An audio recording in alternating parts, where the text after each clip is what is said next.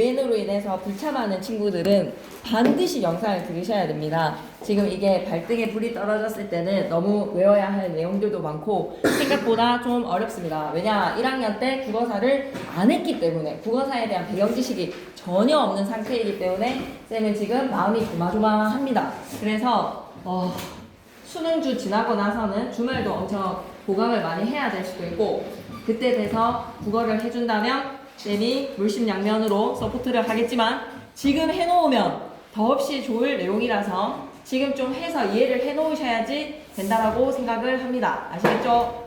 네. 그래서 그러니까 꼭 영상을 봐야 한다. 오케이. 그러면 일단 좀 시작을 해보는 거에 수능 특강 없는 사람은 앞으로 나와서 두 장만 받아가시면 되겠습니다.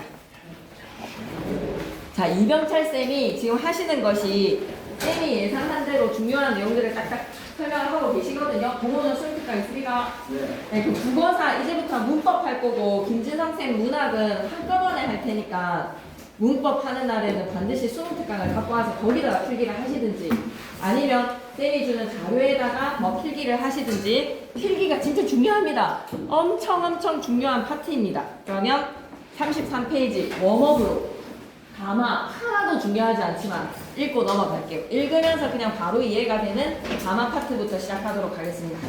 가마란 하면 정의는 기억하셔야 돼요. 기본적으로 둘 이상의 발파 밑쪽이죠. 둘 이상의 발파 여러분의 입 밖으로 음성 언어를 뱉어버리면 그 단위가 뭐가 된다? 발화가 되는 겁니다.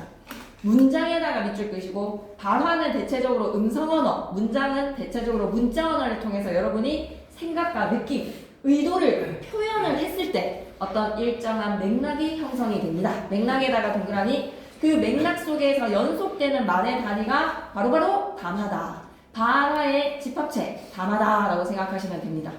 맥락 속에서 연속되어에다가 밑줄 끄시고 말의 단위에다가 물결 표시 한번 해주시면서 발화나 문장이 하나의 발화와 문장이 담화가 될 수도 있다는 걸 기억해줘. 담화가 뭐가 될 수도 있다. 하나가 될 수 있다는 것도 기억해줘. 특성. 발화나 문장들이 모여서 적절하고 자연스러운 담화를 이루기 위해서는 진짜 중요합니다. 내용적 측면에서의 통일성, 통일성에다가 별표, 응집성에다가 별표, 내용적 측면과 형식적 측면이라는 것도 나누어서 기억해 줬으면 좋겠어. 내용적 측면에서 통일성 체크, 형식적 측면에서의 응집성 체크. 개념 무조건 아셔야 되거든요.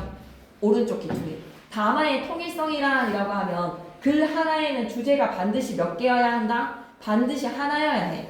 통일성이란 담화를 이루는 발화나 문장이 하나의 주제에다가 밑줄 글 하나에는 주제 하나, 하나의 담화에는 주제 하나. 이 얘기했다 저 얘기했다 화제를 급변하는 사람 있잖아요. 담화가 계속 달라지는 겁니다. 그 사람은 주제가 계속 달라지는 겁니다.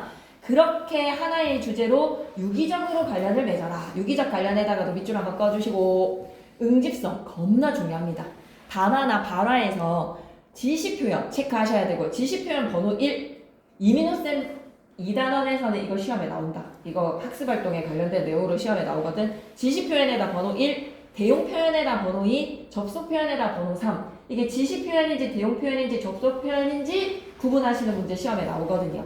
걔네들이 그러니까 문장과 문장, 문단과 문단이 긴밀하게 연결되는 성질이야. 형식적인 요소에다가 밑줄 그 형식적 요소 세 가지가 뭐다? 지시표현, 대용표현, 접속표현 이 세 가지를 통해서 문단과 문단, 문장과 문장이 긴밀하게 뭐 되는 거? 응집되는가? 연결되는가? 이그저라는 지시어를 통해서 대신해주는 대용표현을 통해서 연결시켜주는 접속표현을 통해서 문장과 문장이 긴밀하게 문단과 문단이 긴밀하게 응집되는 성질이 응집성. 왜 이렇게 힘줘서 얘기할까요? 이민호쌤 파트에서는 무조건 시험에 나오는 중요 내용입니다. 2번에서 직접 발화랑 간접 발화는 얘다 가져가라 라는 걸로 진짜 쉬운 문제로 하나는 나올 수 있을 것 같아요. 문장이 나타내는 표면적 의미와 화자의 의도가 일치하는 발화가 직접 발화야. 문 좀 닫아줘. 직접적으로 명령을 하는 거지. 지금 시간이 몇 시니? 라고 물어보는 여명에게 질문은 내가 시간이 궁금해서 물어보는 게 아니잖아. 대체 11분을 왜 늦었는지 이게 궁금한 거잖아. 그랬을 때 이것은 뭐라고 생각해야 된다? 가점 발화가 되는 겁니다. 완벽한 예시가 되겠네요. 여명이의 발걸음에 시간이 몇 시니 간접바라 바로 가겠습니다. 지금 시간이 몇 시니라는 의문문의 문장에서는 어떤 내용이죠? 늦지 마라라는 요청이 담겨져 있는 겁니다. 그래서 간접바라의 예시, 직접바라의 예시를 통해서 바로 이해하고 가자. 창문 좀 닫아 라고 하면 표면적인 의미와 내면의 의미가 일치한다. 형식과 내용이 일치한다. 하지만 간접바라는 내용과 형식이 일치하지 않는다. 이해됐지? 그래서 밑줄만 끊고 갈게. 표면적 의미에다가 밑줄, 화자의 의도와 일치에다가 밑줄, 그게 직접바라에다가 동그라미. 일치하지 않으면 간접바라에다가 동그라미. 한 문제는 진짜 쉽게 낼 수 있어요. 예를 들어서 청자에게 어떤 행동을 요청하기 위해서 명령문을 발화를 하면 직접바라고, 행동 요청에다가 밑줄, 행동을 요청할 때는 반드시 뭐를 해라? 명령문으로 발화하세요. 근데 요청인데도 평서문을 사용을 한다면 요청을 평서문으로 발화에다가 밑줄, 이러면 간접바라가 되는 겁니다. 추워라 라는 자신의 느낌을 나타내는 감탄문을 사용하면 아이고 추워라 라고 하면 문을 닫아달라는 그 센스 있는 요청을 눈치를 챌 때 여자친구를 잘 사귈 수가 있는 겁니다, 여러분. 여자친구의 간접바라를 잘 읽으셔야 되는 겁니다. 3번의 언어적 맥락과 비언어적 맥락으로 가자. 담화의 맥락을 둘러싸고 있는 구성 요소가 쌤이 이렇게 단답형으로 나온다 해도 좀 손색이 없는 것 같아. 맥락을 둘러싸고 있는 요소, 화자와 청자, 화자에다가 동그라미, 청자에다가 동그라미. 모든 맥락에는 화자와 청자가 존재를 합니다. 발화를 표현하고 발화의 의미를 이해하는 데 결정적인 역할을 하는 것이 맥락이다. 맥락을 크게 두 가지로 나누는 거, 요런 거 그냥 쌤은 단답형으로도 좀 쉽게 나올 수 있다고 생각하거든요. 언어적 맥락에다가 밑줄, 비언어적 맥락에다가 밑줄. 언어적인 맥락은 담화 내에서 발화와 발화에서의 앞뒤 발화끼리의 맥락을 얘기하는 거야. 그래서 예를 들어 맥락이 좀 없는 대화를 하는데 라고 하면 발화와 발화가 연결되지 않는 사람을 얘기하는 거죠. 앞뒤의 발화에다가 밑줄, 내 지금의 문장에서의 앞뒤의 발화가 보다 언어적 맥락이라고 됩니다. 근데 쌤은 비언어적 맥락의 구성 요소를 강조하고 싶어요. 비언어적 맥락에다가 별표 3개. 비언어적 맥락을 둘러싸고 있는 맥락 첫 번째, 상황 맥락. 상황 맥락 옆에다 손으로 한번 적고 갈까? 시간과 공간이라고 좀 적어주시고. 사회문화적 맥락. 그럼 상황 맥락은 담화의 수용이나 생산활동에 직접적으로 개입하는 맥락이야. 직접적으로 개입에다가 밑줄 끄시고 구성요소 체크할게요. 화자에다 번호 1, 청자에다 번호 2, 시간과 공간에다가 3, 4 이렇게 적으시면 됩니다. 시간과 공간, 화자, 청자. 사회문화적 맥락은 담화의 수용이나 생산활동에 밑줄 끄자. 간접적 개입에다가 밑줄 끄시고 이데올로기, 공동체의 가치, 신념, 문화 같은 것을 일컫는다. 여기까지 괜찮습니까?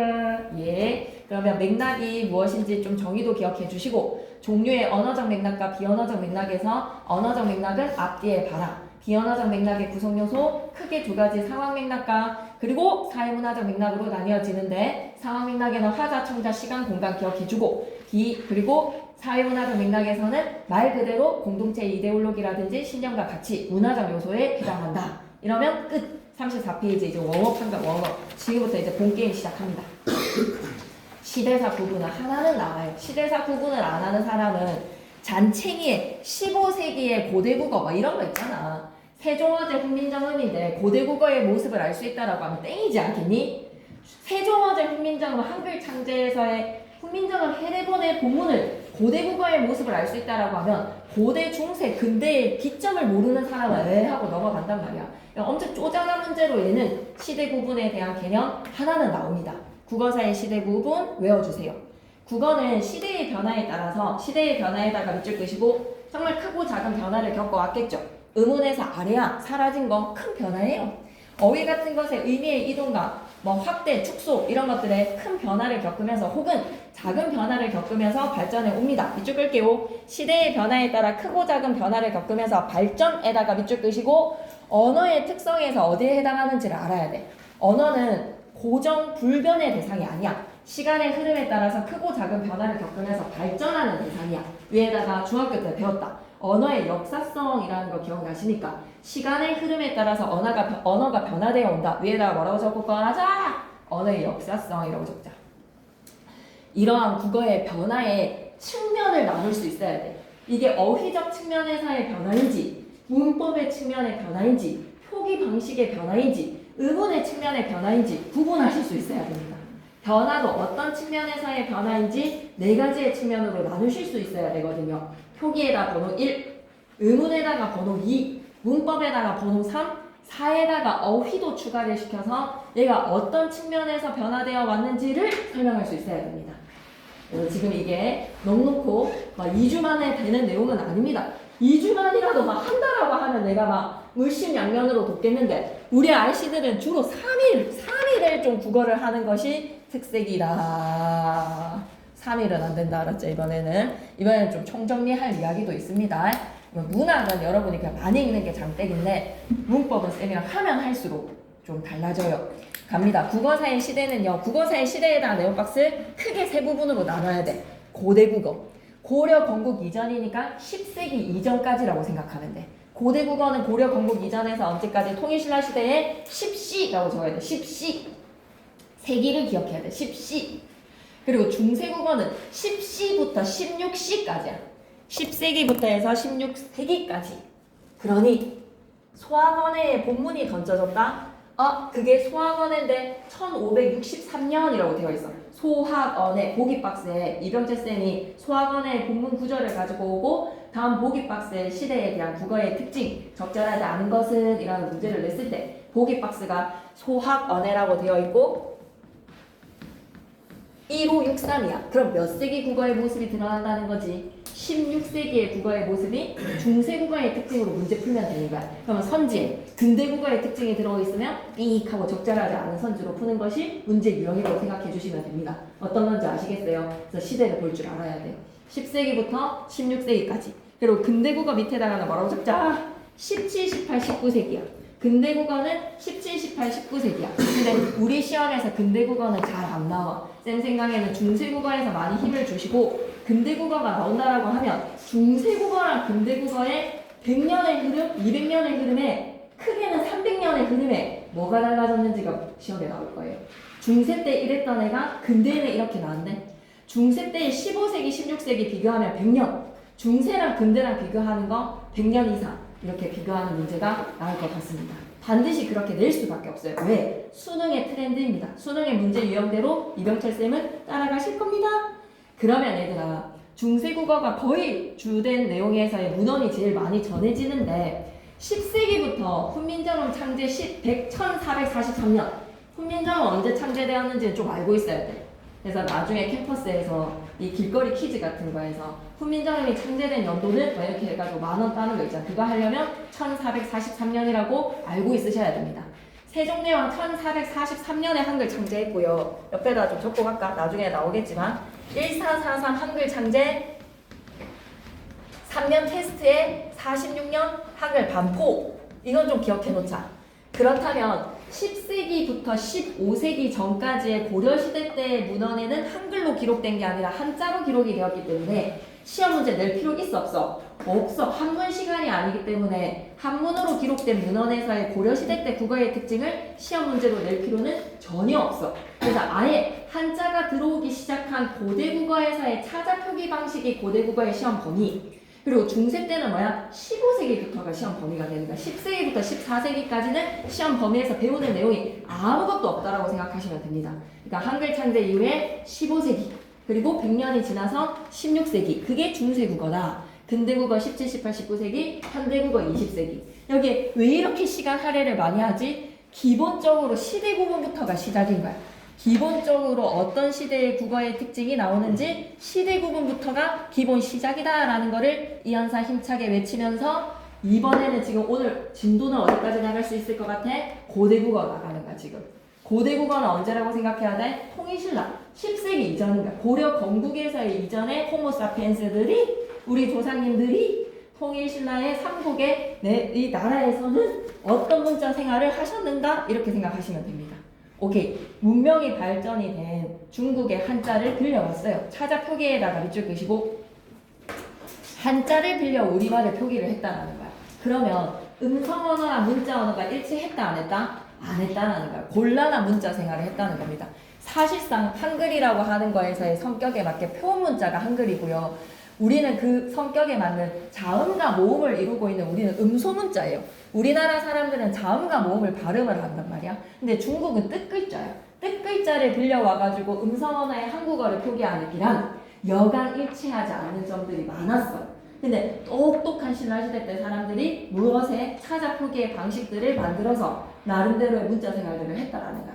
지배층들이 했겠지. 한자를 익힐 수 있는 양반계층, 귀족계층들이 익혔을 거야. 한자를 빌려서 우리말을 표기하는 방식을 사용했는데 이병철 쌤이 수업 시간에 뭐 어떤 말씀을 하신 게 기억이 나면 쌤한테 좀 얘기를 해주면 진짜 출제 방향에 대해서 예측을 할 수가 있거든요. 그래서 뭐 이런 얘기 하셨어요 라는 거는 기탄 없이 막 그냥 바로 찌르고 들어와 주시면 됩니다. 뭐 이런 얘기 했을 때 뭐 이런 거 예시 들었어요. 뭐 이런 농담. 작곡밥의 이야기가 왜 나왔어? 맥락이. 왜 작곡에 대한 이야기를 그렇게 오랫동안 하신 거야? 건강에 좋다고? 근데 그 맥락도 뭔가 있을 거 아니야. 그런 것도 쌤한테 좀 옮겨주시면 자지 말고 다 생활의 지혜가 되는 양질의 이야기들이란 말이야. 좀 잘 들어와줘. 자, 그러면 고대 국어에서의 찾아 표기의 첫 번째 방식의 가장 큰 특징은 엄청 중요해. 고유명사밖에 표기를 할 수가 없었어. 인명이랑 지명밖에 할 수가 없었던 거야. 그러니까 사람이 뭔가 의사소통을 하는 데 있어서 연애 편지를 쓸 수가 없었던 거야. 뭔가 메시지를 문자로 적을 수가 없이 그냥 뭐만 재훈이, 동근이, 그리고 참바른 이런 고유명사의 김천고등학교 고유명사의 인명과 지명만 표기하는 생활이 이루어졌다는 겁니다. 고유명사 표기 방식 들어가시죠. 한자에 두 가지를 이용했습니다. 음에다가 동그라미 치시고 밑에다가 음차, 뜻에다가 동그라미 치시고 훈차. 그 방식으로 두 가지 인명과 지명, 고유명사만 표기할 수 있었다는 거야. 근데 이게 진짜 겁나 중요해. 한 문제는 나올 거야. 해석해볼게. 힐소의 어찌나를 사용해서 소나라는 사람이 살고 있었어. 그 사람이 신라 장수야. 그래서 그 사람의 이름을 표기하는 방식이 두 가지가 있는데 힐소의 어찌나를 사용해서 소나라고 표기를 하든지 세금의 내천자로 소나 소나 세네 세네 세네랑 소나랑 분명히 발음이 비슷했을 거야. 이 사람의 이름은 10세기 이전에 미이라를 깨워서 이 사람의 장수의 이름이 무엇이었습니까? 라고 물어보지 않는 이상 소나 세네 분명히 발음이 비슷한 그 이름이었을 거야. 그 이름 적는 방식 이 두 가지의 방식을 기록에서 알 수 있다는 거야. 백성군 사산 사람이다. 이 구절에서 이제 우리는 프린트를 좀 이동을 해볼게요. 애니주는 칼라 프린트를 보시면서 그래서 지금 영상을 듣는 사람들은 이 칼라 프린트가 없기 때문에 영상을 다 소화를 할 수가 없습니다. 그래서 이걸 받아가지고 영상을 들으셔야 돼요.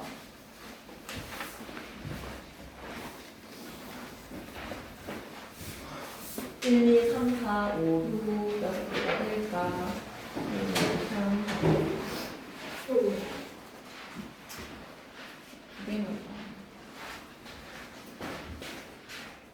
칼라를 복잡하게 한번 읽어봐. 무슨 내용인지. 글씨 너무 작지? 그래서 나 총정리할 때 이걸 좀 크게 뽑을게. 총정리할 때 한 번 더 강조할 때는 크게 뽑을게.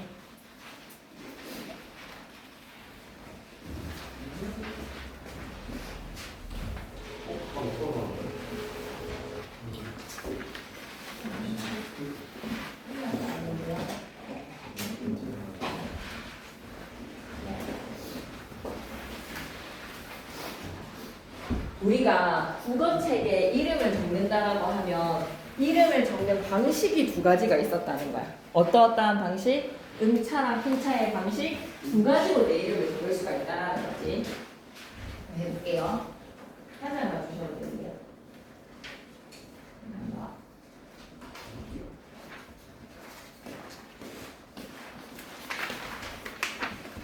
고유명사의 표기 한자 차용 언제라고? 고대국어.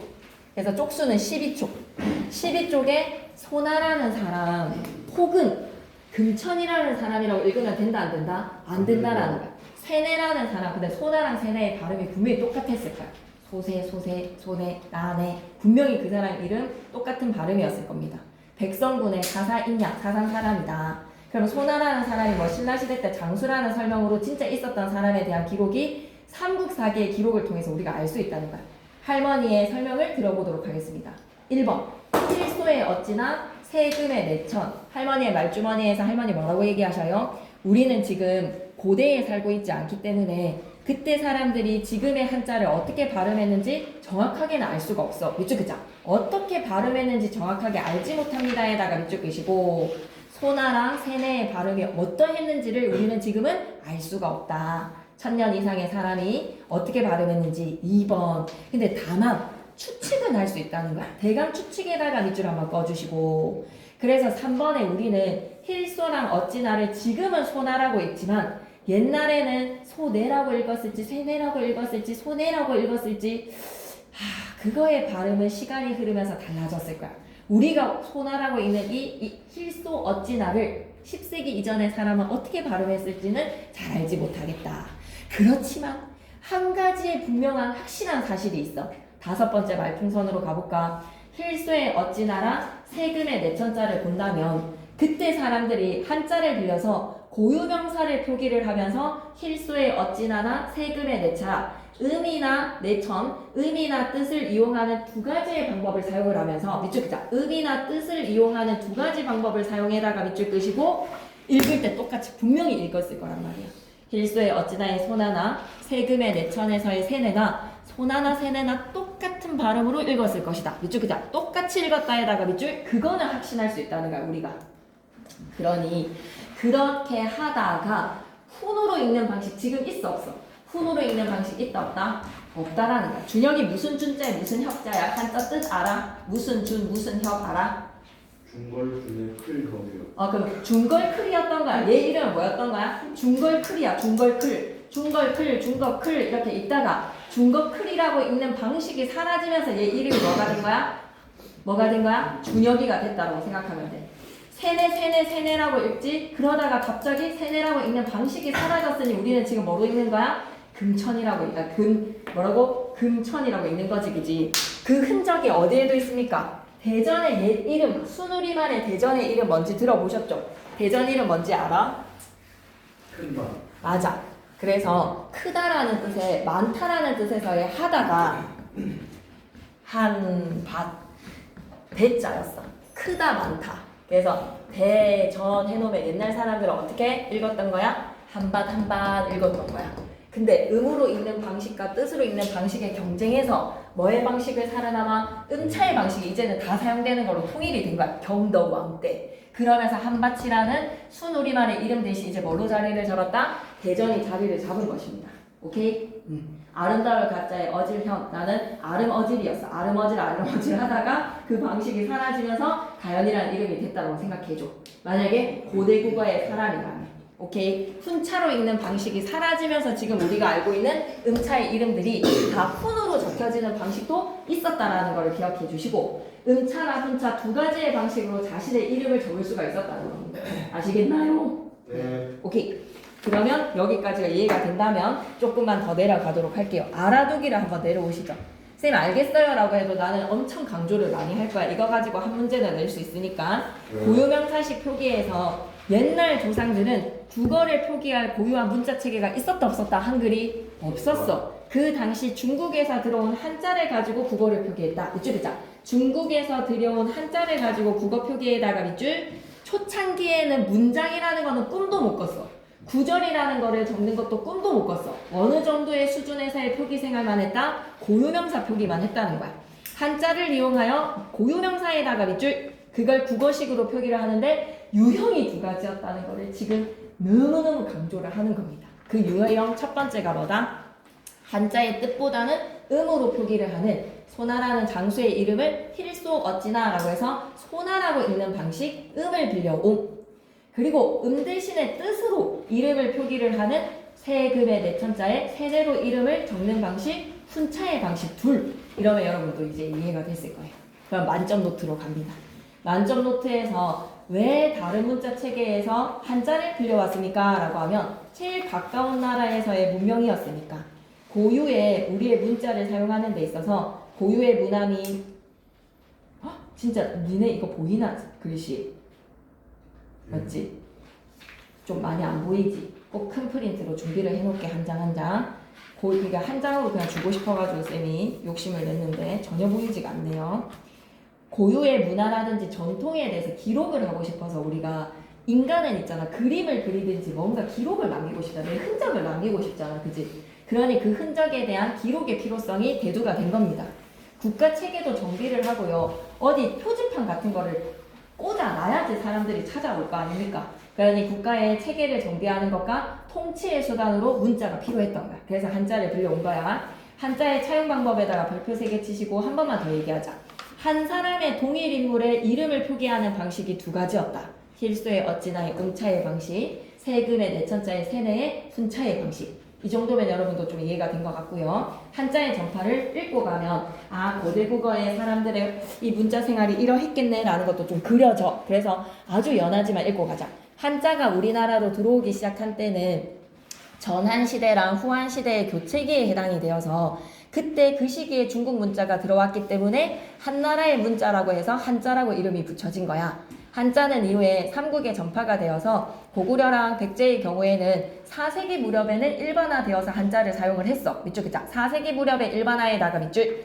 그래서 백제의 왕인 등이 일본에 건너가서 우리가 한자를 일본에다가 전해준 거야. 백제의 문화는 그 일본의 문화가 다 백제의 문화라고도 얘기를 하잖아. 신라의 경우는 6세기 초부터 고유명사를 시작으로 급격한 한자화 작업이 시작이 되었어.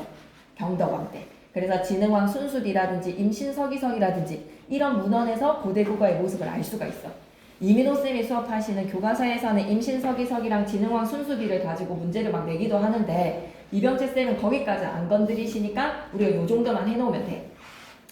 그래서 한자 차용에 의한 우리말의 표기 방식에 이거는 그냥 읽고 넘어가셨던 것 같아. 이두에 대해서는 공문서 정도를 이두로 표기를 했어 라는 정도는 얘기하신 것 같거든. 근데 향차는 서동요 공문을 다 적어주셨으니까 반드시 한 문제가 나올 거야. 향찰에다가 크게 별표 하나 치시고 신라시대 때의 문자야.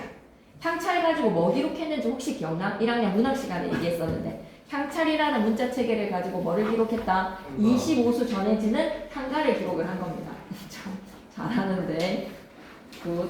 그래서 신라 때의 한자의 음과 뜻을 빌려서 이거 되게 중요한 이야기였지. 한자의 음과 뜻을 빌려에다가 밑줄 끄시고 음차랑 순차의 방식 두 가지를 여전히 사용을 하는데 이 말 진짜 중요했잖아. 우리말 어순에 따라서 국어 문장 전체를 표기할 수 있었던 거. 밑줄 긋자. 우리말 어순대로 국어 문장 전체를 적은 표기법에다가 밑줄. 엄청 중요했지. 우리말이 국어가 다른 나라의 언어랑은 다른 조사나 어미가 발달되어 있는 언어였단 말이야. 체연대에 조사가 붙어서 뜻을 더하고 자리를 나타내기도 하고 동사랑 형용사가 제 꼬리에 어미를 바꾸면서 활용을 하면서 시제도 드러내고 다양한 문법 요소를 드러낼 수가 있단 말이야. 그 조사랑 어미까지도 상차리 표기를 할 수 있게끔 문장 전체를 표기할 수 있게끔 만든 문자 체계인 거야. 창의적으로 외래 문화를 수용을 한 거지. 특히 향가의 표기, 향가의 표기에다가 밑줄 끄시고 한문이나 한자 어구에 의존하지 않고 순수 국어 문장을 표기할 수 있었던 외래 문화에 대한 창의적 수용으로 국뽕이 차오르는 거야. 아 신라시대 사람들 얼마나 똑똑했던 거야 뭐 이런 걸로. 이두는 이병채쌤이 뭐라고 적어주셨지? 공문서 같은 거 기록할 때 이두를 사용을 했대. 한문을 우리말 어순으로 바꾸어서 역시 우리말 어순에다가 밑줄 한번 꺼주시고 정식 형태소라든지 부사 등의 한자를 차용하는 표기법으로 19세기까지 전해져 내려왔다니 끄덕끄덕 하시면 될 것 같습니다. 시험 문제에 이두나 구결은 나오지 않을 것 같은데 정의 정도만 수능 특강의 정의 정도만 기억하시면 될 것 같아요. 구결은 토를 달았다라고 생각하면 돼. 조사나 어미의 사이에 토를 달아에다가 밑줄 끄시고 역시 안 나올 것 같아서 수능 특강의 뭐 정도만 기억하자 정의 정도만 기억하시면 될 것 같습니다. 그래서 13페이지로 가면 총정리할 때는 쌤이 다시 한 번 더 짚고 넘어갈 건데 꼭 반드시 혼자만의 자기의 소화의 시간이 필요하기 때문에 메모 박스 4개 있지. 학습활동으로 크게 주황색으로 메모 묶여져 있는 거 있지. 이 내용이 되게 중요하단 말이야. 이걸 꼭 읽어보시고 그 다음에 꼭 풀어야 되는 문제는 2번 문제에다가 크게 별표 하나 치시고요. 4번 문제에다가 크게 하나 별표 치시고 4번 문제 밑에다가는 출제라고 적어주세요. 수능 특강에서도 소나 세뇌 가지고 예시, 백성금 사사이냐 이 예시 가지고 했기 때문에 이병채쌤이 그냥 이렇게 낸다라고 생각하고 2번, 4번은 완벽하게 이해하고 넘어가셔야 됩니다. 약속! 2번, 4번 진짜 완벽하게 이해하고 학습활동 몇 박스 꼭 읽기. 총정리 때는 쌤이 한 번 더 얘기를 할 거지만 지금 오늘 숙제, 이번 주 숙제로 오늘 한 거 바로 기억해야지 머릿속에 남을 거야. 14페이지 계속 이어갈게. 14페이지에서 이병채쌤이 소나 세뇌 가지고 예시 낼 수도 있는데 진짜 나쁜 마음 먹고 만약에 다른 예시를 갖고 온다면 이 예시밖에 없어. 그래서 이거는 그냥 한 번 더 이해하는 용도로 사용하고 소나 세뇌가 시험에 나올 가능성이 훨씬 더 농후한데 얘까지도 좀 이해를 해주시면 좋겠다. 잠 오면 저기 키다의 책상으로 가면 된다. 가볼게. 영동 아시죠? 충북 영동 포도. 여기서 조금만 문경세제 위로 가면 집에 올라갈 때 엄마랑 고속도로 타고 올라갈 때 영동 지나갑니까? 안 지나갑니까? 지나가죠, 그죠? 그리고 축구경 쪽으로 해가지고 영동 어딘지 알죠? 자, 이렇게 영동 지역의 이름이 원래는 뭐였게? 대전 이름이 원래는 뭐였다? 한밭이었지, 그지? 그것처럼 영동 이름이 원래는 뭐였게? 길동이었던 거야. 한번 들어봐봐. 영동군이 본래는 길동국이었어. 길동군이었는데 경다왕이 금인지 개명을 했다라는 거야. 여기 책상도 있기도 해. 그래서 좁으면 일로 와. 길동군이 영동군이 길동군이었는데 경다왕 때 개명을 하면서 순차로 읽는 방식이 사라지면서 얘가 영동군이 되었다. 지금처럼 쓰인다. 영동군은 본래 길동군인데 경다왕이 이름을 고쳤으며 지금 이를 그대로 쓰고 있다라는 것으로 이야기를 들어가 볼 거예요. 자, 어디를 한번 보시냐면요. 쉽게 설명이 되어 있는 거에서 길령자의 같을 동자인데 같을 동자는 볼 필요가 없어. 역시 힐소의 어찌나랑 세금의 내천처럼 두 가지의 표기 방식을 사용했는데 길할 길자의 길할 영자, 길할 영자, 그 다음에 길영자, 길할 영자의 길할 길자, 두 가지의 방식이라고 생각해줘. 그러면 길할 영자에서는 뭘로 읽었던 거야? 길동군으로 읽었던 거야. 길동군으로. 그래서 영동으로 읽혀지는 길영자에서의 길자가 훈차의 방식이라고 알아보셔야 되겠죠. 여기 이해돼요? 길영자를 적어 놓은 거에서 영동군이라고 읽지 마시고 뭐라고 읽어야 된다고요? 길동군이었어. 근데 똑같이 훈차로 읽는 방식이 사라지면서 얘 이름이 뭐가 된 거야? 영동군이 된 거야. 길할 길자에서는 뭘로 읽어주면 되는 거고 음차의 방식으로 읽어주는 거고 길길자에서는 길의 음차, 길영자에서는 길의 훈차의 방식으로 두 가지를 표기를 하다가 훈차로 읽는 방식이 사라지면서 지령의 이름이 어떻게 개명이 되어버렸다? 영동군이 되었다고 생각하시면 되는 겁니다. 구분하실 수 있겠어요? 네. 그래서 길할 길자에서는 음차, 길영자에서는 훈차로 길동군 표기를 했다라는 거.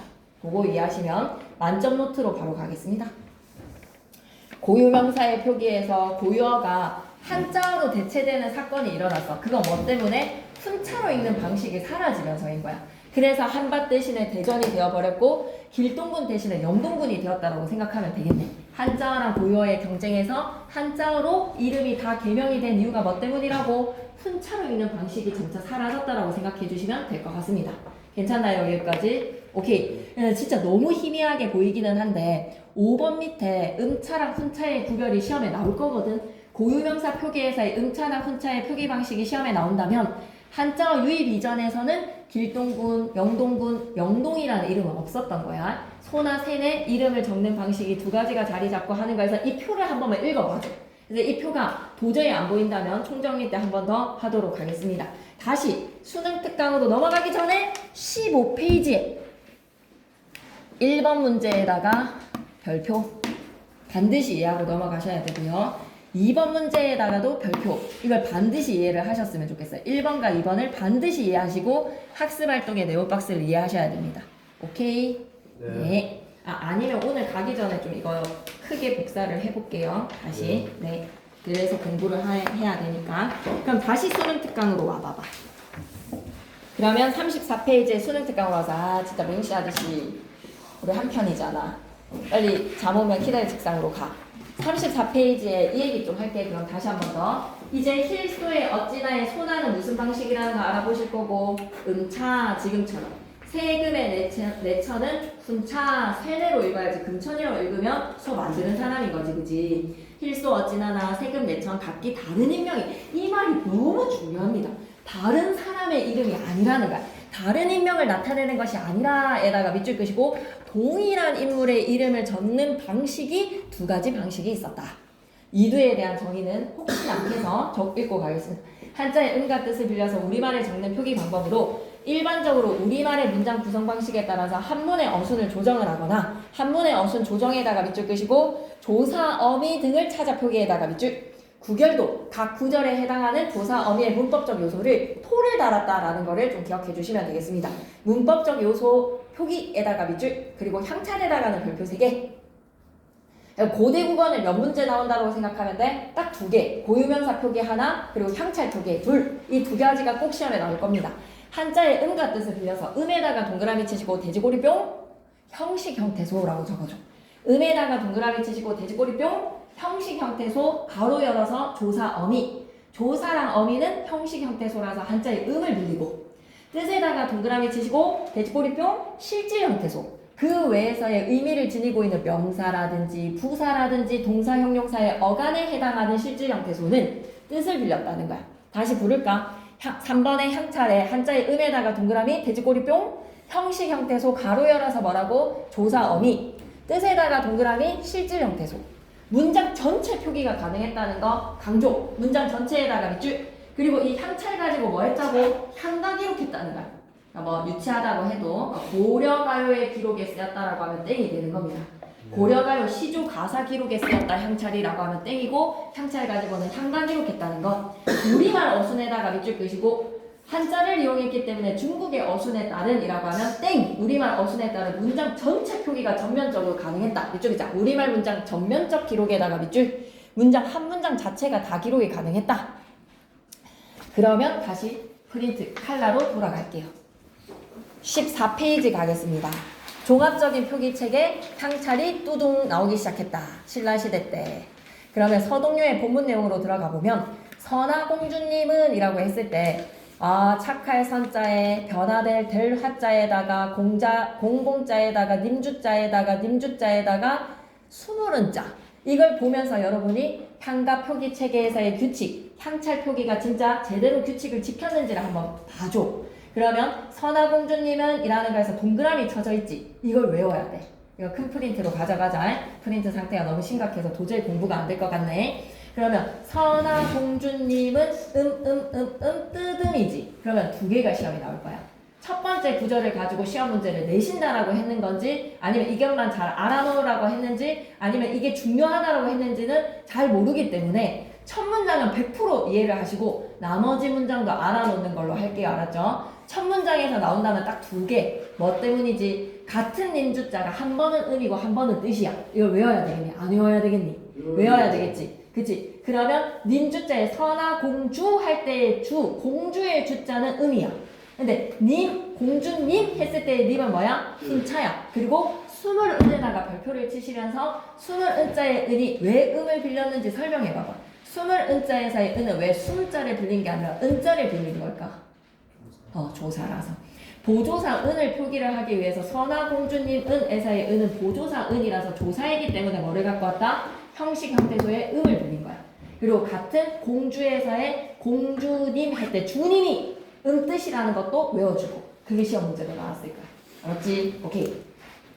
그 다음에 2번째 문장에서는 남이라고 했을 때 남은 품사가 뭐지? 남의 품사가 뭘까? 명사야. 명사는 실질이야 형식이야? 실질 형태소야. 그러니 남 타자에서의 타로 읽지 않고 뭘로 읽는 거야? 남으로 읽는 거야. 와, 향가 향찰 표기 방식에서의 규칙 지켜지네. 그러니 우리도 읽어지네 라는 걸 생각했으면 좋겠어. 그래서 남 그읍지 얼어두고 라고 하면 그읍지가 몰래라는 뜻이야.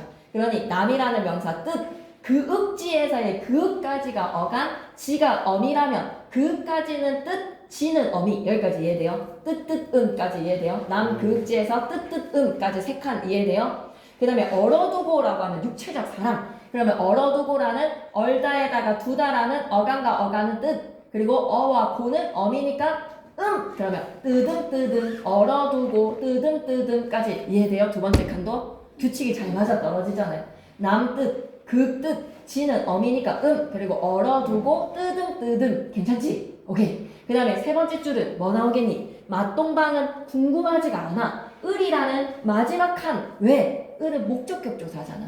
목적격 조사이기 때문에 조사는 형식 형태소라서 뭐를 빌려야 된다? 음을 빌려온 거야. 규칙 맞아 떨어지지. 그리고 마지막까지 규칙이 맞아 떨어지는지 보니까 밤에 라고 했을 때 밤은 명사야. 그래서 뭘 가져왔지? 밤야자에서의 밤이라고 읽지 야라고 읽지 않아. 밤이라는 뜻에다가 밤에 라고 했을 때 애는 부사격 조사야. 부사격 조사이기 때문에 뭐를 가지고 온 거야? 음을 빌리는 거야. 괜찮니? 여기까지? 네. 묘을 시험에 절대 안 나와. 묘을 시험에 안 나오고 안고 가다 라고 하면 뜨듬뜨듬 하면 되지. 안고 가다의 뜨듬뜨듬인데 마지막 칸이 뜨듬뜨뜻으로 끝나는 거야. 뜨듬뜨뜻에서의 마지막 칸이 음을 빌려야 되는데 뜻을 빌렸다라는 것으로 읽는 방식에 따라서 뜻이 좀 혼란이 됐을 가능성이 향찰이 한계가 있다라는 거야. 어떤 사람이 맥락상 음으로 읽어야 되는 부분을 뜻으로 읽는다든지 맥락상 뜻으로 적어줘야 되는 걸 음으로 적는 바람에 표기하는 사람 자체가 실수를 하거나 이 혼란한 방식. 그래서 아마 이병철 쌤이 요를 가지고 해석이 두 가지로 된다고 그렇게 설명하셨지. 네, 그런 것들이 좀 있었다. 그게 향과 표기 방식의 한계다라고 생각하시면 됩니다. 이병철 쌤이 그걸 예시로 왜 들어주셨죠? 한계가 있었다는 거. 해석이 100% 원활하지가 않으니 생각해봐봐. 그래서 우리가 제막내가라든지 창기파랑가라든지 해독이 두 개가 있어. 김한진 교수님 해독, 양주동 해독. 해독이 두 개가 존재하는 이유가 뭐야? 음으로 읽거나 훈으로 읽거나 읽는 거에 따라 좀 달라지기 때문인 거야. 오케이? 그러면 시험에서는 향찰 표기 방식의 특징이 나올 것 같아.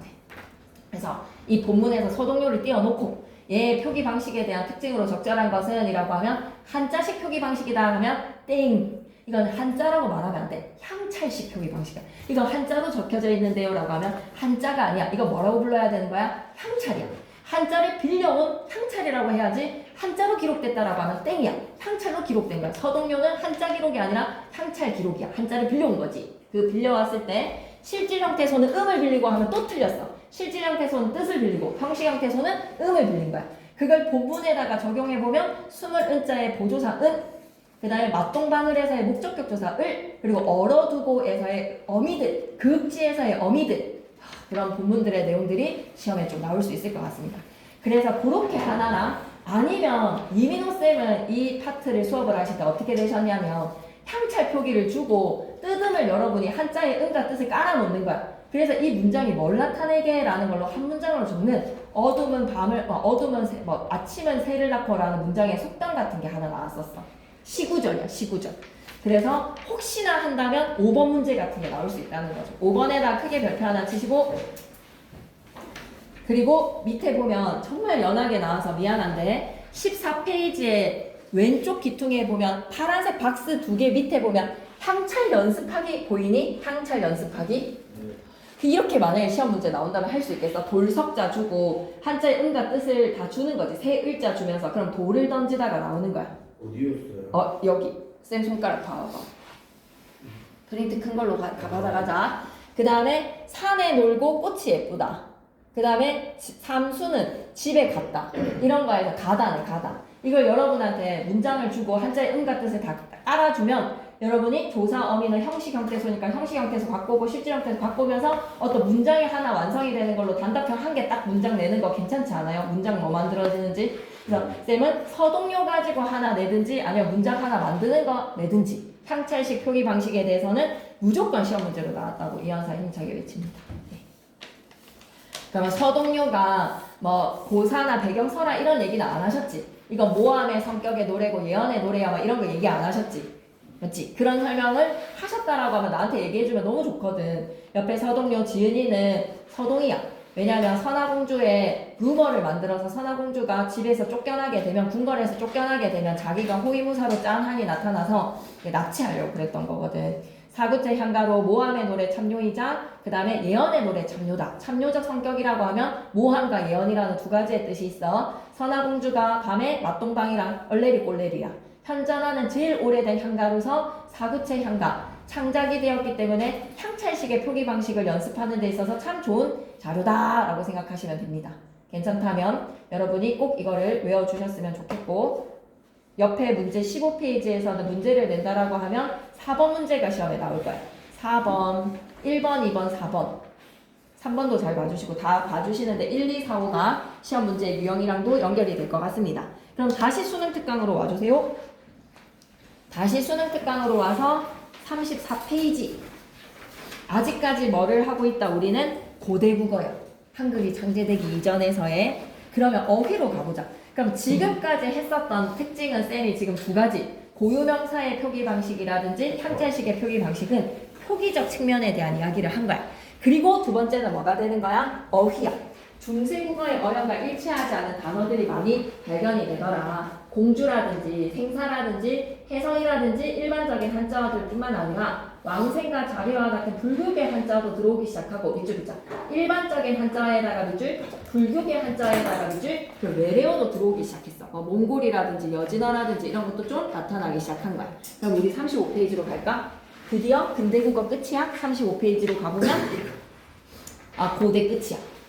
고대 끝. 그럼 고대에는 불교계 한자도 많이 들어오기 시작했고 어휘적 측면에서는 외래어도 들어오기 시작했고 붓이라든지 먹이라든지 이런 것과 관련된 외래어들도 들어오기 시작했고 한자가 많이 유입이 되었네. 우리 문자가 없어서 고유명사 음차나 훈차 두 가지 적는 방식이 있었네. 그리고 향가 기록하는 데 있어서 향찰이라는 표기 방식 만들어서 신라시대 때는 전면적인 우리말 기록이 가능했네. 이렇게만 머릿속에 이해해 놓으면 돼. 좀 괜찮죠? 그죠? 자리를 잡으셔야 된다. 카테고리를 잘 나누셔야 돼요. 카테고리 촉촉촉 하면서 이제 중세국어야. 근데 그 중세국어에서의 시작은 10세기부터 14세기는 완전 건너뛰는 거야. 쑥 삭제되는 거야. 15세기 1443년 한글 창제되고 46년에 반포된 이후의 국어의 모습을 지금부터 우리는 살펴보는 거야. 10세기부터 14세기는 다 사라진 거야. 어차피 똑같으니까. 어차피 한자를 이용한 표기 생활이었을 거니까 중세국어로 갑니다. 표기적인 측면이에요. 지금 하는 이야기의 파트는 뭐다? 음은 아니야. 문법 아니야. 그리고 어휘 아니야. 지금 하는 측면은 뭐라고? 표기 측면이야. 표기 측면에서는 종성 자리의 표기 방식의 특징이 있어. 종성이 지금 현대국어에서는 종성의 표기 방식의 특징 표기하는 데 있어서 제약 있어 없어? 종성 자리에 우리가 받아쓰기를 하는 문자 언어로 적는다면 발음 말고 표기를 한다면 종성 자리에 올 수 있는 자음의 제약이 있어? 없어요. 없어. 초성에 오는 애들은 다 올 수 있어. 그리고 심지어 두 개의 겹받침도 가능해. 맞지? 초성에 오는 애들 중에서 종성에 못 오는 애는 자음에 없어. 전부 다 올 수 있어. 두 개의 겹받침도 올 수 있어. 하지만 발음은 어때? 발음을 할 수 있는 애들은 얘를 우리가 된소리로 자음이 올 수는 있다. 근데 발음을 할 때는 어떻게 해야 되는 거지? 자음군 단순화나 음절의 끝소리 규칙에 의해서 대표음의 그 가느다란 물방울 중에 하나로 교체가 되거나 탈락이 돼야 되잖아요. 자단이나 음절의 끝소리 규칙으로 종성 자리에 발음될 수 있는 자음의 개수 몇 개밖에 없다. 가느다란 물방울 7개만 발음하고 표기에는 제약이 없어. 이걸 현대국어도 비교해서 알아놔야 돼. 중세부터 현대국어까지 얘네들의 종성 표기 방식이 쭉 변화를 거쳐. 그러면 이 얘기를 안 하신 게 좀 신기해. 종성부용 초성이라고 필기가 아무도 안 되어 있어. 맞지? 종성 표기 방식에서의 가장 초창기는 종성부용 초성이야. 그런 표기가 필기가 안 되어 있어서 좀 속상해. 얘기를 하셔야 되는 부분이라고 생각이 드는데 필기가 안 되어 있어. 팔종성부터 얘기했지. 종성부용 초성이라고 얘기 안 했지. 그러면 종성부용 초성은 적지는 말자. 하지만 이렇게는 설명을 하고 갈게. 아무도 안 적혀져 있기는 해. 종성부용 초성이라는 말이. 흔히 적혀져 있어? 안 적혀져 있지? 기억나? 종성부용 초성이라는 말을 들어본 것 같아? 안 들어본 것 같아? 그럼 안 하신 것 같거든. 그럼 이렇게 생각해. 알았지? 종성 자리에 처음에는 초성에 오는 애들 다 올 수 있었어. 훈민정 창제 직후에는 종성은 부용 다시 쓴다. 부자, 재부자 다시 쓴다. 초성을 해서 종성부용 초성이었어. 근데 사용을 하면서 10년 정도의 시간이 지나자 발음이 되는 게 다 발음이 되는 게 아니라 8개의 자만 종성 자리에 발음이 되는데 뭐하러 다 적을래? 라고 발음되는 애들만 적자라고 해서 팔종성이야. 알았지? 팔종성 이전에는 종성부용 초성이 있어. 하지만 적지는 않을 거야. 수업시간 언급을 안 하셨으니까. 종성부용 초성의 밑줄 글게. 종성으로 발음되는 자음의 종류가 8가지에다가 밑줄 가느다란 물방울에 8개니까 하나 더 누구를 추가시키면 된다? 자음의 시옷이야. 여기에서 엄청난 시사점이 있어. 예, 분명히 설명하셨을 텐데 니네가 안 적은 거라고 나는 믿고 있어. 준이의 책에 준이 책 안. 가느다란 물방울에다가 시옷이 8개네? 그렇다라는 것은 시사점이 있어. 어떤 시사점? 디귿에 동그라미 치시고 시옷에 동그라미 치시고 종성부용 초성은 내가 설명 안 했다라는 거에 대해서 수긍이 되는데 이걸 언급을 안 하셨다라는 거는 수긍이 안 돼. 분명히 언급하셨어. 디귿에 동그라미 시옷에 동그라미 서로 다른 발음이었다는 거야. 그리고 종성 자리에 디귿도 발음할 수 있었고 시옷도 발음을 할 수가 있었다라는 거야. 그래서 만약에 누구 했다고? 그 저거 얘기했어요. 디귿 시옷 얘기했어요. 꼭 알아야 되는 중요사항입니다. 이거 우리 빛이라고 같이 발음하죠. 근데 15세기의 미이란 할아버지를 깨워가지고 할아버지 읽어주세요 라고 하면 빛이라고 발음을 하실 것 같고 얘는 다르게 읽으실 거예요. 종성자리의 시옷의 음가가 살아있었다는 거야. 어떻게 발음하셨는지는 도통 알 수가 없어. 미이란 할아버지를 만날 수가 없으니까. 근데 할아버지의 발음은 디귿은 분명히 아니라는 거야. 디귿으로는 절대 읽지 않은 거에 종성자리에 발음되는 자음 8가지를 적었으니 디귿과 시옷은 서로 다른 발음이었다. 엄청 중요합니다. 필기해 해주셔야 되고요. 디귿 동그라미, 시옷 동그라미, 서로 다른 발음이라고 적어주시고 그냥 이응이 아니라 꼭지가 달려있는 예디응이죠. NG의 종성자리에 발음이 되는 NG 값은 꼭지 달린 이응으로 의문이 풀이가 되었다는 것도 기억하셔야 돼요. 아시겠죠? 그러다가 이 자음 8개가 자음이 발음이 되는 것이 원칙이다가 근대국어까지 이야기하셨을걸요. 근대국어로 한번 가보자. 잠시 근대국어로 가는데 근대국어의 표기 방식 36페이지 1번. 근대국어에서는 가느다란 물방울에서 누가 사라졌어 지금?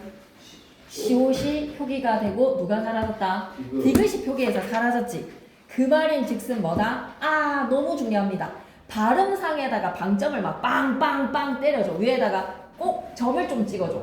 발음상 포인트야. 발음상 디귿으로 발음했으면서 표기는 시옷으로 했다는 거야. 발음은 뭘로 했으면서 디귿으로 발음하면서 적을 때 시옷으로 적었다는 거야. 오히려. 그래서 표기에서 누가 사라졌다? 디귿이 사라진 겁니다. 너무 중요합니다. 그래서 쌤은 이걸 순차적으로 수업에서 설명하시고 시험 문제를 내실 수 있는 선지라고 생각하는데 그러지는 않으셨는 거에서 종성부용 초성에서 발음되는 8개의 가느다란 물방울 시옷에서 디귿과 시옷의 발음이 서로 달랐다라는 그러다가 근대국어로 가면서는 발음은 디귿인데 표기가 시옷으로 남아있다. 이거를 쭉 연결시켜서 개념을 알아두셨으면 좋겠고 지금 쌤이 한 이야기는 뭐죠? 종성표기의 특징입니다. 종성표기가 종성부용 초성에서 8종성을 거쳐서 7종성으로 갔다. 그 다음에 두 번째, 이어적기. 기본 형태를 밝혀 적을 필요가 없어. 어떤 경우지? 그러니까 이어적기의 한경은 되게 명확해. 이 한경일 때만 이어적기를 하든지 거듭적기를 하든지 끊어적기를 할 수 있어. 그 한경이 뭐다? 뒤에 모음으로 시작하는 조사나 어미의 형식 형태소가 왔을 때 체언 뒤에 모음으로 시작하는 조사가 왔을 때 용언의 어간 뒤에 모음으로 시작하는 어미가 왔을 때 뒤에 모음으로 시작하는 어미가 왔을 때 연음에서 적어주는 이어적기 방식이 대세였다. 주로 이어 적었다. 소리 나는 대로 적었다라고 해서 얘를 소리 나는 대로 적었다라고 해서 이어적기라고 하실 겁니까? 여러분 축하 이렇게 적었을 때 이걸 소리 나는 대로 적었다라고 얘기하셔야 돼요. 이건 이어적기가 아닙니다. 어떨 때 이어적기라고 해야 돼요? 뒤에 모음으로 시작하는 형식 형태소가 왔을 때 연음에서 적어주는 방식 이어적기. 그럼 밑줄 긋고 갈까? 모음으로 시작하는 조사나 어미가 붙을 때에다가 밑줄 초성으로 옮겨서 적어주는 방식이 이어적기. 눈이 손을 높아 이어 적어주는 방식. 괜찮지? 오케이. 그 다음에 표기상의 특징에서는 두 가지가 나왔어. 이어적기 그리고 종성표기 그리고 이제 의문에서의 자음과 모음의 특징으로 갈 거야. 자음에서는 된소리가 좀 발전을 하기 시작해. 된소리 계열에다가 밑줄. 근데 그 된소리를 표기를 하는 방식이 뭐였다? 자음의 초성 자리에 자음 2개 이상이 있어 라고 했을 때 이걸 명칭을 뭐라고 가르쳐 주셨지? 이병채 쌤이 수업 시간에 들었는지 보자. 초성 자리에 자음이 2개가 있을 때 이걸 뭐라고 불러야 된다는 거 명칭 가르쳐 주셨을까? 뭐라고 가르쳐 주셨지? 자음이 초성 자리에 2개 이상이 왔을 때 얘를 우리가 뭐라고 불러야 되는지 명칭이 있어. 이름이 있어. 그걸 뭐라고 가르쳐 주셨지? 초성을 어두라고 부르자. 그 어두의 초성 자리에 자음이 2개 이상의 군을 복수를 이루고 있다라고 해서 어두자음군이라고 가르쳐 주셨어. 어두자음군. 필기되어 있나 안 되어 있나? 안 되어 있지, 그치? 그러니까 지금의 우리의 상태가 1학년들은 국어사를 쳤거든. 그러니까 1학년 92개 애들보다 우리가 국어사를 더 모르는 거야, 지금 상태가. 얘네들은 지금 빡세게 저번 시험에서 국어사를 다 했단 말이야. 그러니까 우리 1학년 때 아무것도 안 했잖아. 그러니까 기가 막힌 상태에서 지금 우리가 이번 시험에서 이것만 잘한다 하더라도 문학 조금 해놓고 이거 잘하면 여기서 판가름 나지 않을까? 그치? 우리가 여기에 좀 승부수를 띄워보자. 그래서 어두잠군이라고 할 거야. 그러면 그 된소리의 표기가 중요해. 쓰꿈, 쓰다, 쓰블이라고 읽지 않은 거야. 얘를 우리는 뭐라고? 시옷계 어두자음군이라고 부를 거야. 다시 한 번 더. 자음이 초성의 군을 이루는 거 뭐라고? 어두의 자음이 군을 이룬다. 세 개와도 돼. 어두자음군이야. 그럼 이걸 우리는 쓰꿈, 쓰다, 스뿔이라고 읽지 않고 시옷이 오면 뭐라고 기억해야 돼? 시옷계 어두자음군은 된소리 표기야. 된소리로 읽으라는 거야. 그러니 꿈이었고 딸이었고 뿔이었던 거야. 기억할 수 있겠어? 시옷계 어두자음군은 된소리로 읽으라 라는 뜻이었어. 여기까지 이해된다면 밑에 예시랑 연결시키면 돼. 브드랑 브끄 등과 같은 어두자음군이 존재했다. 어두자음군이 존재에다가 밑줄. 근데 지금 방금 쌤이 어떻게 읽었지? 얘는 브드라고 읽었어. 브드. 그래서 뿌뜨야 뿌뜨. 비읍계 어두자음군은 뭐가 있었다라는 거야? 음가가 있는 된소리 표기가 아니라 음가가 있어서 뿌뜨라고 읽어야 돼. 뿌뜨. 그리고 뒤에 거 읽어보면 있잖아. 얘는 어떻게 읽었을까? 눈치채봐봐. 뿌스꿀이었을까? 아니야 뿌꿀이었을까? 뿌꿀. 뿌꿀이었던가? 뿌꿀.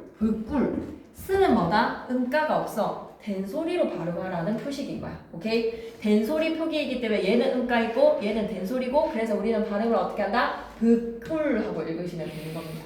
그 흔적으로 이병철 쌤이 이 예시 가르쳐 주셨을까요? 왜 조에다가 해에다가 차에다가 쌀이 더해지면 왜 없었던 비읍이 덧나는 걸까요?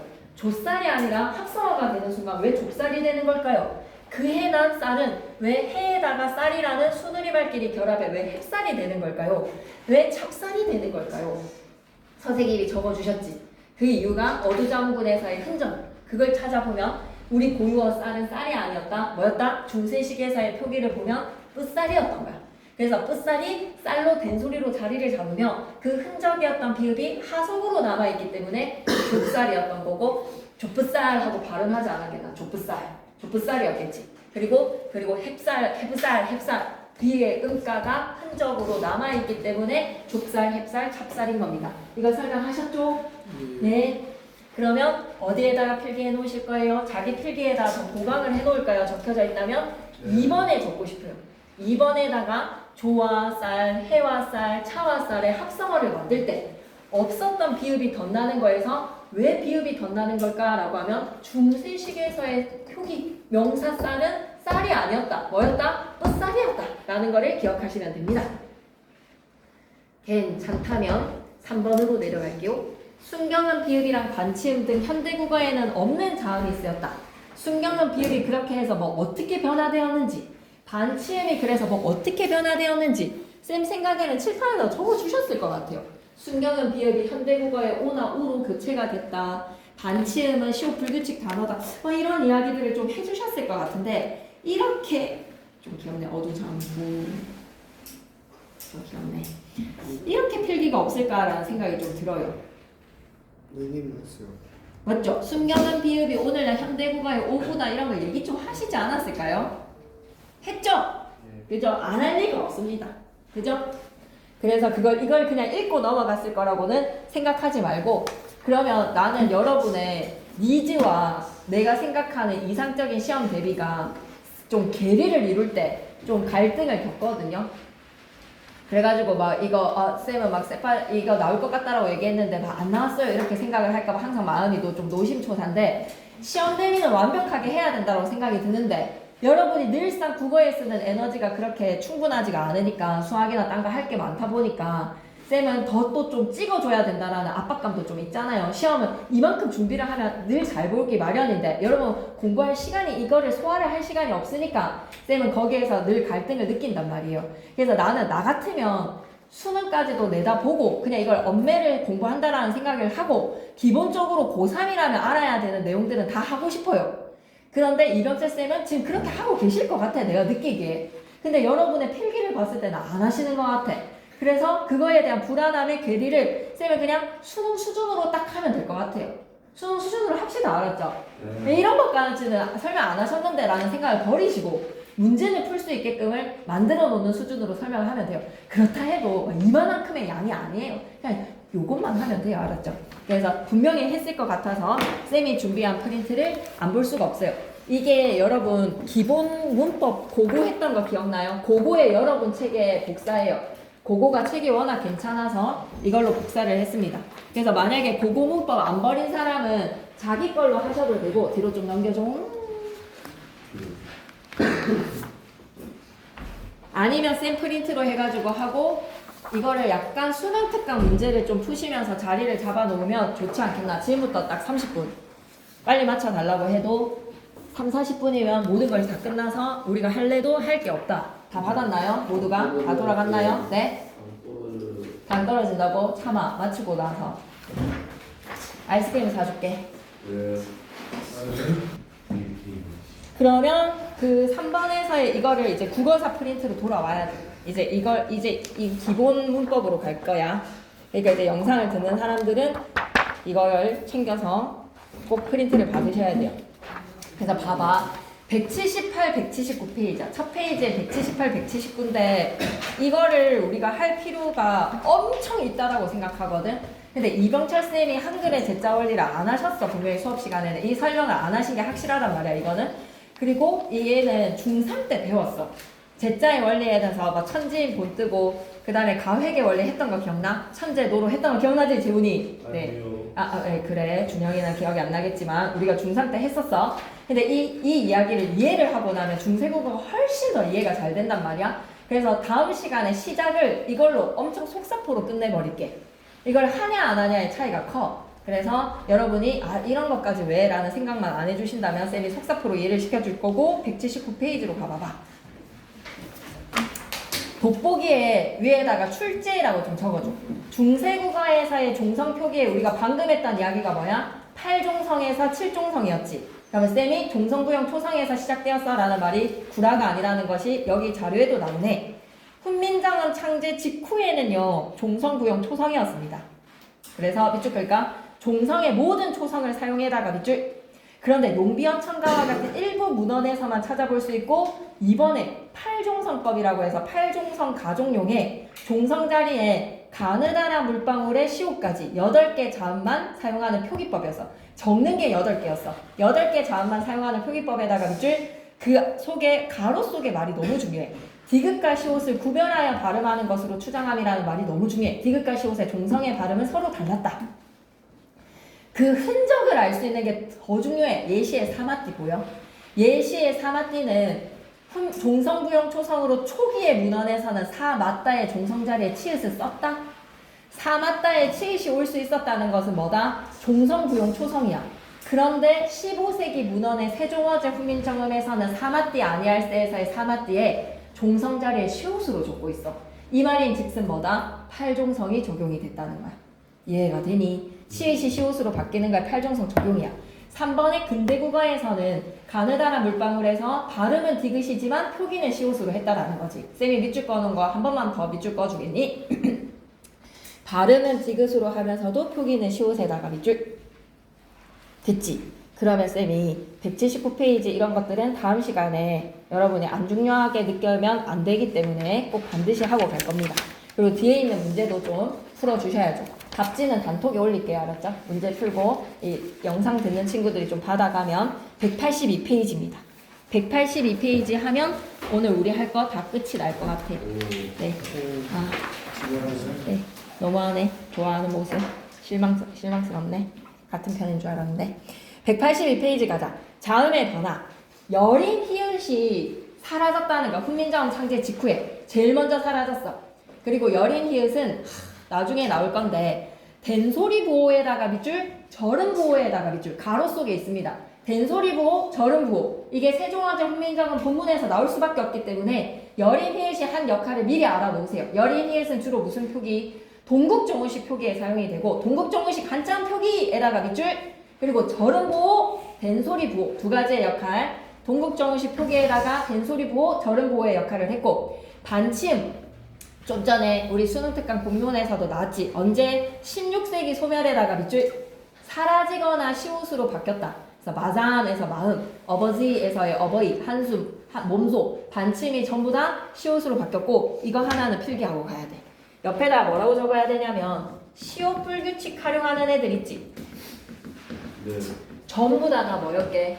반침이었어. 우리 지난 시험 범위에서 시옷 불규칙 배웠던 단어에 졌다 닭이 어가 오면 저서라가 아니라 뭐지?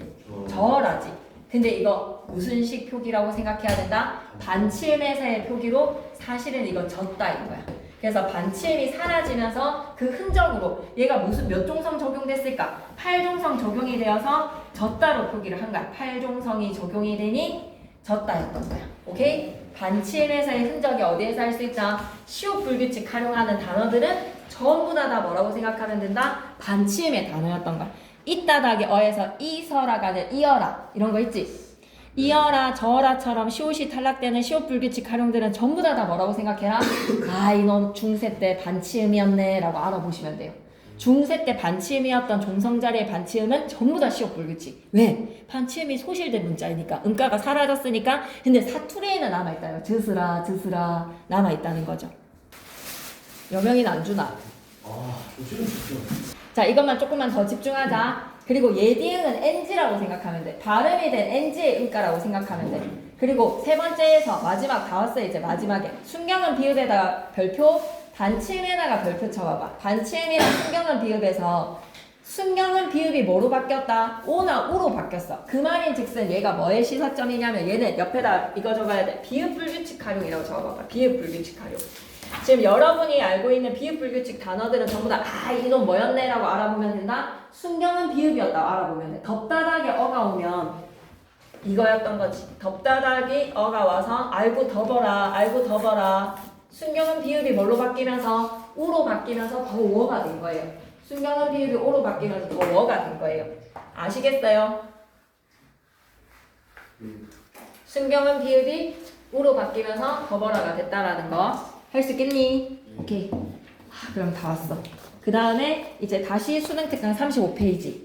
수능 특강 35페이지에 3번에 순경은 비읍은 어떻게 바뀌었다는 걸 기억해야 된다. 비읍 불규칙 활용의 단어들이라서 오나 우로 바뀐 거고 반치음은 완전 소실 문자이기 때문에 그 흔적이 어디 남아있다? 시옷 불규칙 활용에 남아있다는 걸 알아놔야 돼. 알았지? 이런 거 문제 나온다잉. 그 다음에 모음으로 가보면 7개의 단모음이 사용이 되었는데 이제 이중모음이 각각의 단모음과 이중모음이야. 근데 여기서 여러분이 아셔야 되는 건 지금 이중모음에 현대국어에서는 단모음인 애들이 있어. 찾아봐봐. 중세국어에서는 이중모음이라고 하는 애들 속에 현대국어에 단모음이 있어. 찾아봐봐. 누구 있지? 에. 니네의 기회업서에서 에. 얘 지금 현대국어에서는 단모음이야. 아이의 에. 또 왜, 그 다음에 또 어이의 에, 그 다음에 위. 잘했어.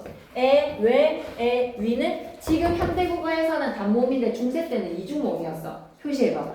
에, 왜, 에, 위. 에, 아이의 에, 왜, 어이의 에, 그리고 위.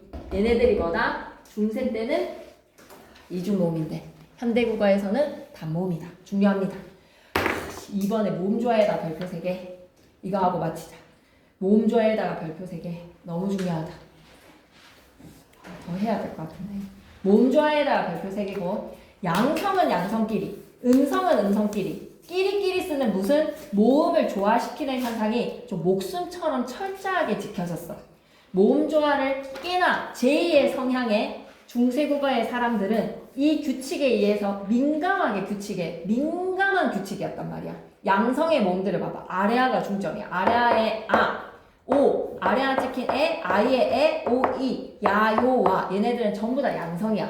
퐁이 오면 당이 올까? 퐁이 오면 덩이 와야 돼. 퐁당이야, 퐁덩이야? 퐁당이야, 퐁당. 작은 돌을 던지는 거야, 퐁당. 풍이 오면 당이야, 덩이야? 풍덩이야, 퐁당이야? 풍덩이지. 그러니 크고 무거운 느낌에서의 어랑 우가 끼리끼리.